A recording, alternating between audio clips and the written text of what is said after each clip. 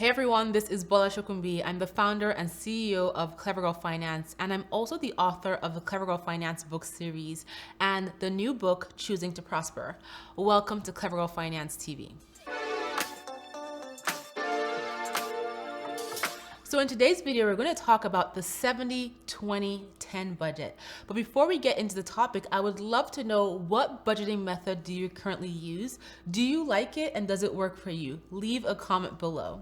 So if you feel like you don't have a strong handle on budgeting, or the current budgeting method you use is just so complicated or overwhelming, or just has too much going on, then the 70-20-10 budget might be a great budget for you to try out. While everyone might not love budgeting to the penny, having some sort of budgeting process is really important so that you, as the boss of your money, can tell your money where to go and what to do for you each time you have income come in. And the 70-20-10 budget is one of numerous budgeting frameworks out there. But if you, like I mentioned, are getting overwhelmed by your current budgeting process, this might be an approach that could work for you. So let's talk about what the 70-20-10 budget is. So the 70-20-10 budgeting method refers to a percentage breakout of your take-home pay that you dedicate to three main categories. Those categories are spending, saving, and your other goals or debt repayment. That's it. So with a 70-20-10 budget, you basically allocate 70% of your monthly income to live on, so spending, 20% to saving, and then 10% to your other goals or debt payoff. Keep in mind that you can switch your savings category and your other goals or debt payoff category, where you only put 10% towards savings and then you decide to put 20% towards your other goals or debt repayment, really based on your priority. So you can switch up these categories if you want, if that's going to work better for you. So basically, if you don't have any debt, then maybe that 10% category can go towards your savings or towards another goal. And so the 70-20-10 budgeting approach is a pared down approach to budgeting for someone who doesn't want to manage every single cent that they earn, and who wants a more simplified approach to budgeting on a percentage basis, which is 70-20-10. So before we talk about how a 70-20-10 budget could work for your life, let's go over some of the advantages and disadvantages to help you make a decision as to if it could work for you. So some of the advantages of the 70-20-10 budget include that it is simple to use, since it's just three main categories. It's also less restrictive than other budgets because it's so simple. However, it does have its disadvantages. So for example, you might prefer a more detailed budget. And if you want a more detailed budget, then this is not the budgeting approach for you. And not everyone can live on 70% of their income. So in this instance, perhaps an 80-10-10 budget might work for you. And this is where you put 80% of your income instead of 70% towards your spending, your essentials, etc. So that would simply mean you spend 80%, you save 10%, and then you put 10% towards your other goals or debt repayment. All that said, let's break down how a 70-20-10 budget could fit into your life or could work for your life. So the first thing you want to do to make a 70-20-10 budget work for you is to break down your spending. And this is really to get clear on how much money you have coming in and what every single one of your expenses are. If you are not sure, look at your most recent pay stubs to get an idea of how much you're bringing in after taxes and other deductions have been made. If you have a partner and you are sharing household expenses, be sure to factor in your partner's income into that total amount of money of how much you bring in every month. And if your income is inconsistent or variable, so for example, you might be a freelancer, what you can do is take an average of your last 3 to 6 months of income and come out with that amount of average income that you can use to set up your 70-20-10 budget. Step number 2, you want to allocate 70% of your income towards spending. So this is your living expenses. First of all, and most importantly, you have to be able to live on just 70% of your income. That is a criteria for using this 70-20-10 budgeting method. And to be more specific, this means 70% of your income after taxes, so your take-home pay. So once you determine what your total monthly income is or your bi-weekly income is, then you can do some quick calculations to determine what 70% of your income will be.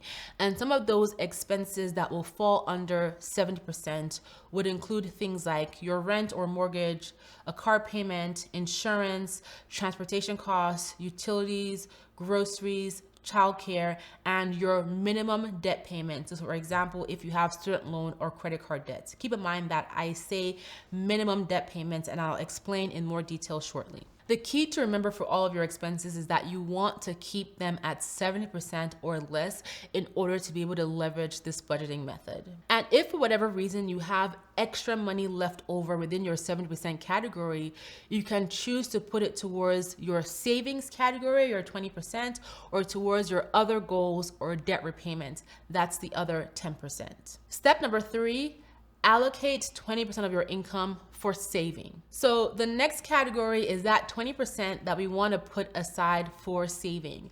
And 20% is a really great amount to aim for when it comes to saving and investing, especially considering that so many households do not save any money at all, either because they are unable to or they're just not thinking about it. If saving 20% is initially too high, but you really want to leverage this budgeting method, this 70-20-10 method, start saving the percentage that you can, and then create a plan where you aim to build up to that 20% over time. So when it comes to your savings, you can actually split your savings category into the following.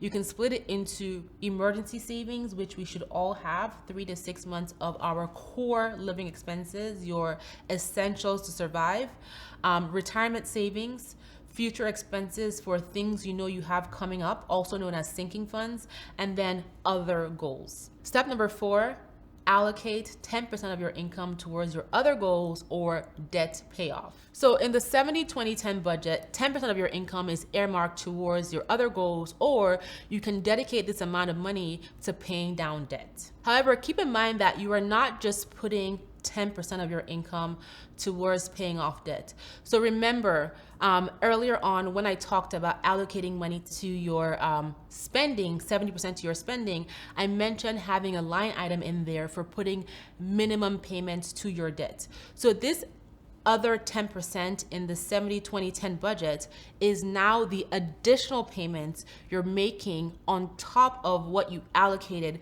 within your 70% category. So you're actually making extra debt payments, and that's how this budgeting 70-20-10 budgeting method is structured, where you build all of your living expenses, including your minimum debt payments, into the 70% category, and then you put an extra 10% if you have debts that you're paying down on top of those minimum payments. However, if you do not have huge amounts of debt and that amount within your 70% category is already sufficiently covering your debt payoff and you're on the path to paying off your debt soon, then you can allocate that 10% of your 70-20-10, that 10%, you can put it towards your other goals, like saving for a home, saving to start a business, whatever your goals might be. So the 70-20-10 method is a fairly simple way to budget for people who are looking for a simplified approach to budgeting and for people who are able to live within 70% of their income.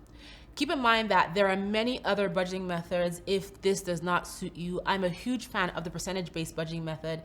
And if you need more of your income to live on, there is the 80-10-10 budgeting method. If you feel you can live on less of your income, there is the 60-30-10 and the 60-20-20 budgeting method. There are so many different ways to do percentage breakdowns when it comes to budgeting, and we cover several of these different budgeting methods on clevergirlfinance.com. Just head on over to our blog and search budgeting methods. But again, 70-20-10 is a simplified approach to budgeting. So are you going to try the 70-20-10 budgeting method? Is this something that you already do? Leave a comment below. I would love to know. I hope you have found this video helpful. If you have, hit the like button, subscribe to this channel, tell all your best girlfriends about Clever Wealth Finance, and please stop by our website. We have a wealth of resources and it is completely free. Our blog is updated every single day, multiple times a day. We have over 15 incredible writers that are creating content on our blog, and we have over 30 plus completely free courses to help you on your journey to financial wellness. And one of these courses includes a course on all things budgeting. So stop by and I will talk to you in my next video. Thank you so much.